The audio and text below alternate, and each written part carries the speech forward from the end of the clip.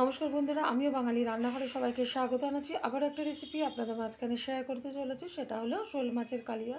তাহলে চলুন দেখে নেওয়া যাক আজকের রেসিপি। একটা পাত্রের মধ্যে 3 পিস শোল মাছ নিয়েছি, একদম জ্যান্ত শোল মাছ কিন্তু, মানে এই যে দেখতেই পাচ্ছেন।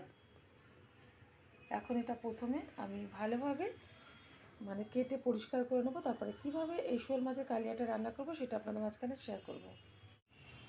শোল মাছটা ভালোভাবে আমি এই যে কেটে ধুয়ে পরিষ্কার করে নিয়েছি। এখন এখানে কিছুটা উপকরণ দিয়ে আমি মাছটা মেখে নেব। প্রথমে দিয়ে দিচ্ছি পরিমাণ মতো লবণ, দিয়ে দেব 1.5 চামচ হলুদ, দিয়ে দিচ্ছি বেটে রাখা জিরে আদা লঙ্কা একসাথে আর ধনে। এখানে জিরে ধনে আদা লঙ্কা একসাথে আমি বেটে নিয়েছি। দিয়ে দিচ্ছি এখানে একটা টমেটো কেটে, দিয়ে দেব কাঁচা সর্ষের তেল। ভালোভাবে উপকরণগুলো দিয়ে মাছটা মেখে নেব।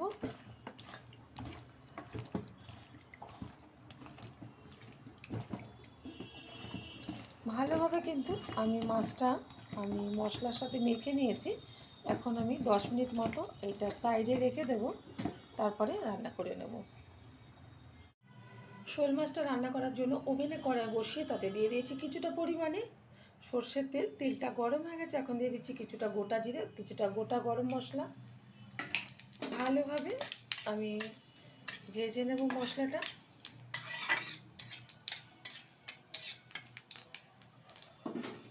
মশলাটা ভাজা হয়ে গেছে, এখন এর মধ্যে দিয়ে দেব মেখে রাখা শোল মাছ।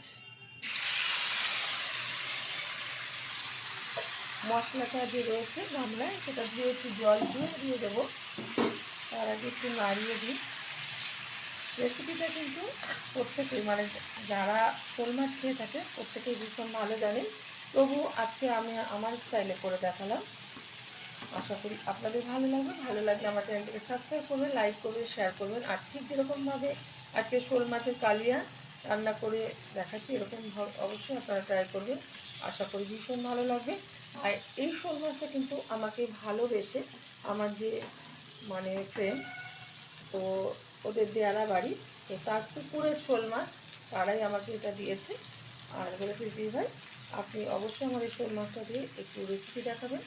তো তোমাদের শোল মাছ দিয়ে কিন্তু আমি রেসিপি দেখাচ্ছি, তোমরা কিন্তু অবশ্যই রেসিপিটা দেখো, ভালো লাগলে কমেন্ট করো। মাছগুলো একটু উল্টে দেবো।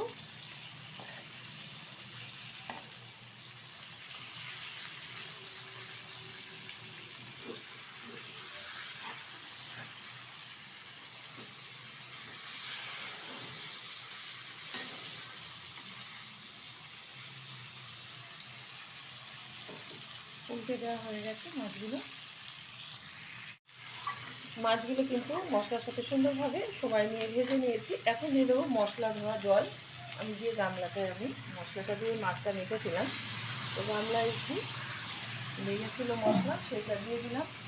এখন দিয়ে দেবো কুচিয়ে রাখা ধনে পাতা, আর দিয়ে দেবো কেটে রাখা লঙ্কা। এখানে যে টমেটোটা আছে একটা অন্য রেসিপি, তো দিয়ে দিচ্ছি। ধনে পাতা দিয়ে দিলাম, আর লঙ্কা আবারও যেটুখানি বাকি ছিল ধনে পাতাটা দিয়ে দিলাম পুরোটাই। সুন্দরভাবে নাড়িয়ে দিচ্ছি। আশা করি রেসিপিটা দেখে আপনাদের ভালো লেগেছে বা লাগবে। এরকম যেরকম দেখতে সুন্দর হয়েছে এরকম কিন্তু খেতেও সুন্দর হবে। আমি ওভেনের আঁচটা একদম লো করে দিয়ে একটু ঢেকে রান্না করে নেব। 5 মিনিট ঢেকে দিচ্ছি, ঢাকনাটা তুলে দিচ্ছি।